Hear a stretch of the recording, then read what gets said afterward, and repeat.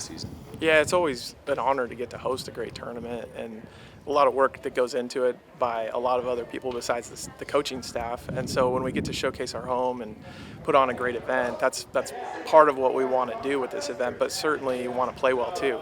And our team's done a good job of listening to some of the things we had to be prepared for and anticipating some of the changing conditions with the course, and seeing them perform that way is really gives us a lot of confidence, because this is the type of setup that you don't always get to see day in and day out, but it is the kind of setup that in the postseason you need to be ready for. So I think it's just a good notch on the belt to know that you can play in these types of conditions, so that when we get to a tougher setup down the road in the postseason, we can reflect back and say, hey, remember when we were at Tucson Country Club in March? Remember how firm those greens were? Remember what kind of shots you had to hit? We'll be able to use that experience moving forward. Talk about Phillips up and down on 18 to save the tournament in a sense. Yeah, well, I was texting Coach Walton because I was telling him, hey, 5-6 yards short of pin high is all we need there, and I didn't see the ball come in, but certainly was not expected to see it go that far. I understand later that he had a twig or something in between the ball and the club, so that's why it flew on him. And he just, like he has so many times, he's just calm, cool, and collected.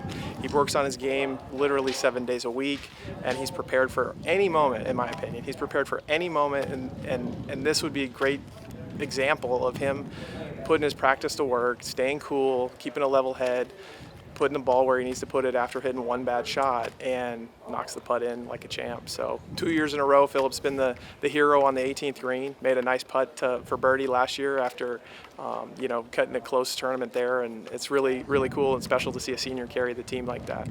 Last one, just talk about Taishi and William, new faces on the team this year, performing well in the setting today. Yeah. And this week. Yeah. Not just today. We're super thrilled about them. And Taishi likes to call himself a freshman because he's been on campus for over a year now, and he doesn't like to be called a freshman. But eligibility-wise, he's a freshman, and we're excited about that because he plays like a junior.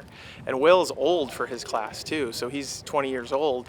And not to date him and make him sound old, but he plays like a young man in a lot of ways. So while we all have a lot of growing up to do, and certainly the experiences they're picking up, they're not playing perfect golf either, and they've got room to improve. But it's really fun to have young guys like that step up, look up to the older guys like Philip, like Zach, and really perform as well as they're capable, and certainly look forward to being hungry for more.